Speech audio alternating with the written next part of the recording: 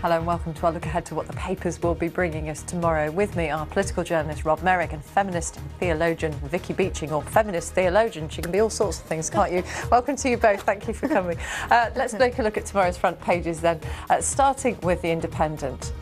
It says that food banks are being inundated with requests as families struggle to provide meals over the summer holidays. The Daily Mail reports on proposals for the EU flag to be stamped on British birth certificates. The Eye warns of a sharp hike in bills from the big six energy companies. The Express has news of an employment tribunal victory for a worker who was sacked for being too old at the age of 52. The Telegraph says millions of families could face higher bills under proposals to fit homes with compulsory water meters. The Times claims Zimbabwe has done a deal to supply uranium to Iran. So let's make a start. We'll start with The Independent and its headline, Summer of Hunger, huge rise in food bank use. An exclusive, the paper's claiming. We've known, haven't we, that families have been turning in increasing numbers to food banks. But I suppose in the summer holidays it's because their children don't have access to free school meals, maybe. Exactly. Well, they're saying here that actually the food banks have already been inundated with requests, and it's actually doubled since the start of the holidays, primarily because children are losing out on that extra meal, and that now they're estimating 13 million people live below the poverty line, and just seeing these rise to prominence in a way that they didn't before due to the austerity and now also due to the school holidays. We don't even know whether these figures are accurate, do we? Because there's obviously a lag in how the figures are collated and when we get to hear them. But I mean, a huge worry, surely, for the government, you would think. Well, I feel like this week we've been reading lots of stories about the economy on the upturn. We've even seen headlines booming Britain, and this is a sign that life is still very grim for lots and lots of people, and arguably getting grimmer. And I think the government's in danger of having a tin ear on this subject, because they like to tell us that more people are using food banks because they're advertised in job centres and simply because they exist, and so people will go because it offers free food. But that's not what the people who run the food banks say. They say that the people who go there don't want to be there. And they're there because you would wonder whether anybody would really choose to go. It's so frustrating to hear that. I hear that a lot because I speak about food banks because I really believe in them, and people keep telling me they're a self-fulfilling prophecy, that people are going to them because they exist. But as you say, you talk to the people actually on the ground handing out these emergency food parcels, and it's the last thing most people want to do. It takes a lot of humility, doesn't it, to say I actually really need a handout, and nobody really wants to do that. Maybe there are one or two people who go because they can. And are they questioned as to whether they really need it? How do you prove that you really need to be there? Well, the people who run the food banks are only quoting back the responses they get from the people who use them. So you obviously would have to believe that those are honest answers. But certainly the answers they give is that they are there because of benefit cuts, and even more so because of benefit delays, because there are increasing sanctions on people, much tougher sanctions if they're judged not to be looking for work, for instance. And it's those sorts of sanctions that are sending people to food banks. Exactly, and they're not really allowing people to take advantage of the system. They give out 3 days worth of emergency food in a box, so they're not really developing a kind of habitual pattern. They're just saying, as a one-off, we'll help you out. So they're doing a really good job. I think they deserve a lot of credibility for what they're doing. Let's look at the Eye. A very different story there on the sister paper. Energy volcano set to erupt with 10% price hikes, which will, again, as we're talking about people finding it hard to make ends meet, this is the last thing a lot of people will want to read, that typical domestic fuel costs will grow between £70 and £140 this autumn. And this is supposed to be after there's been intervention to encourage greater transparency, Rob, from the energy companies. Yes, that's right. I mean, David Cameron himself has promised that people will be able to get the cheapest possible tariff for their fuel. I mean, there's a lot of doubt about whether that's really going to bring down bills. I'm sure anyone who sees this headline will think, oh, I've read this before. I read this twice a year, that energy firms are going to hike their prices, and that seems to be the case. And I think there's a lot of frustration that there isn't really competition in the market. We're encouraged to switch supplier, but if we switch supplier, we might save a little bit of money for a little bit of time, but it's not really the solution to what seem to be ever rising bills. And the trouble of switching is actually quite time consuming. I thought about it myself, but doing the research, moving over, even just registering, your new bank details, it all takes so long. You think in terms of time lost, you probably haven't actually ended saving anything. So It's difficult to understand whether you're actually moving to a better deal. it is confusing. We were chatting earlier, weren't we, saying that actually when you get offered a new deal, it may actually be worse than the other one. They say they're simplifying, but that doesn't necessarily mean everybody's new situation is going to be better than the old one. And if you reduce the number of tariffs that a company is allowed to have, maybe some of the best tariffs are the ones that get ditched. And you lose choice as a consumer. We're used to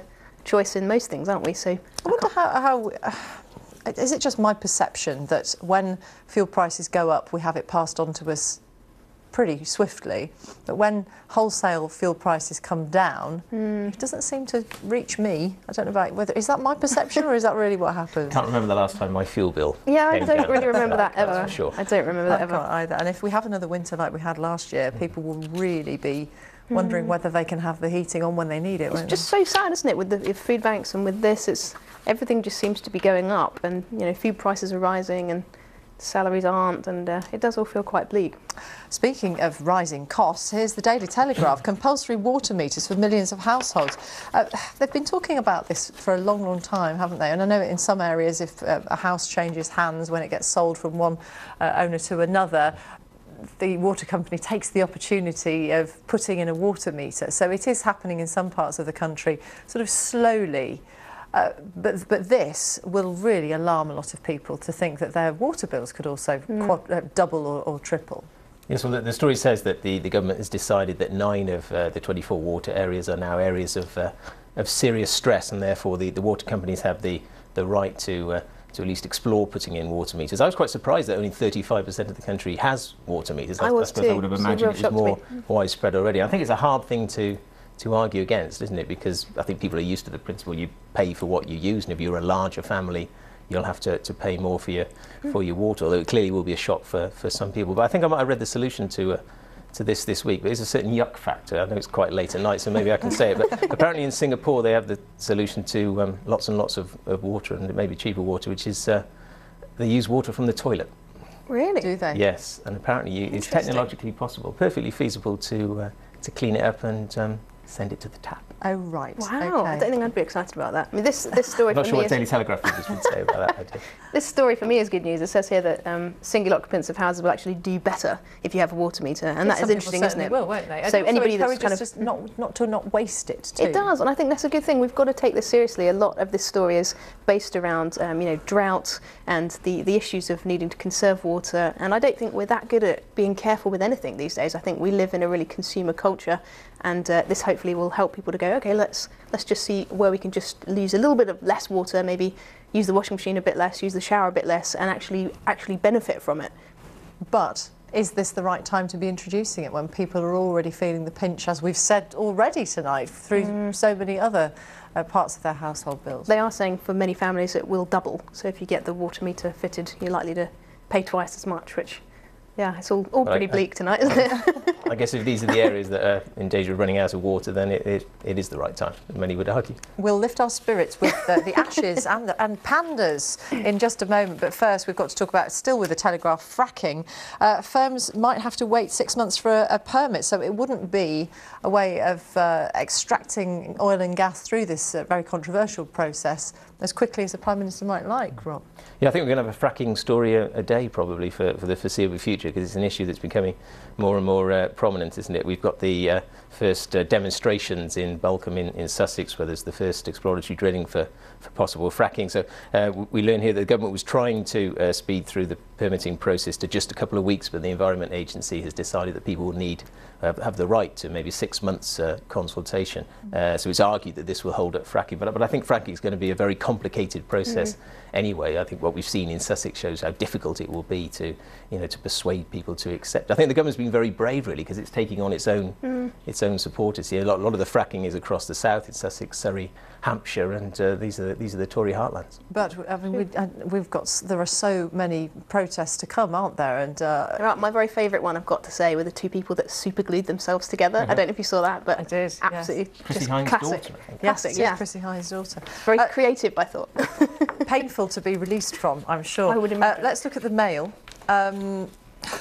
Now, Europe flag to be stamped on UK birth certificate. I mean, you read that headline, Rob, and it sounds like this is definitely going to happen, but we're not entirely sure. It's a headline to get pulses racing, isn't it? In Middle England on a Saturday morning, you can feel people humming "Rule Britannia" and getting ready to fend off the evil Brussels bureaucrats. But we think there may be a little more to the story than's told in the headline in the intro. It says that all babies born in Britain could have the EU flag stamped on their birth certificate. But I did see a statement from the European Commission today that this is entirely a voluntary opt-in system, and there's no suggestion of it being compulsory. It's intended to help people who wish to move around the EU or think they will move around the EU, and it will be easier to do so if they have the EU crest. So actually it could help and actually be a That's certainly what the European Commission is saying tonight. There's no surprise here with Eric Pickles. I mean, clearly he's trying to appeal to the kind of UKIP crowd by Brussels bashing, which is quite predictable. But it's ironic then if it's actually going to enable us to travel more freely.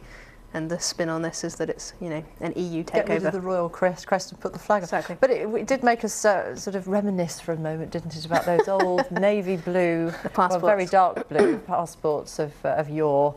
That I still quite miss, actually. Much stronger, much more resilient. They are a bit more robust. I do find my red one is not quite as as hardy. The Northern Echo. Rob's here, so we have to have the Northern Echo. But I was a bit confused by this. My geography's all over the place. I thought that this was being played in Chester-le-Street. First Ashes test ever, and it says Durham. Please explain, Rob.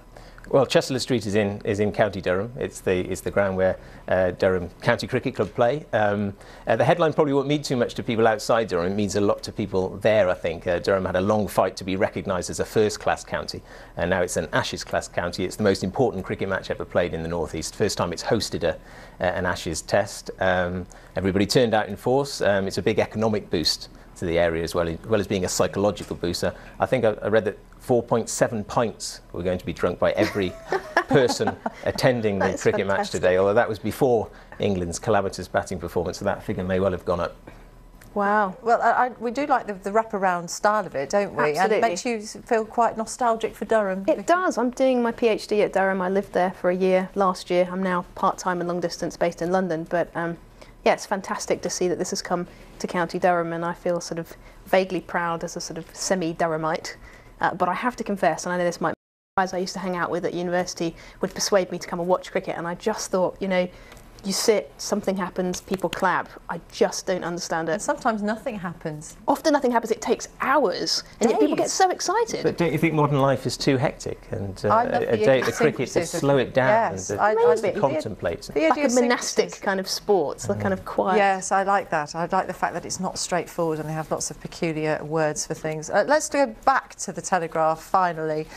This picture of Chan Chan, the panda at Edinburgh Zoo, who may or may not be pregnant.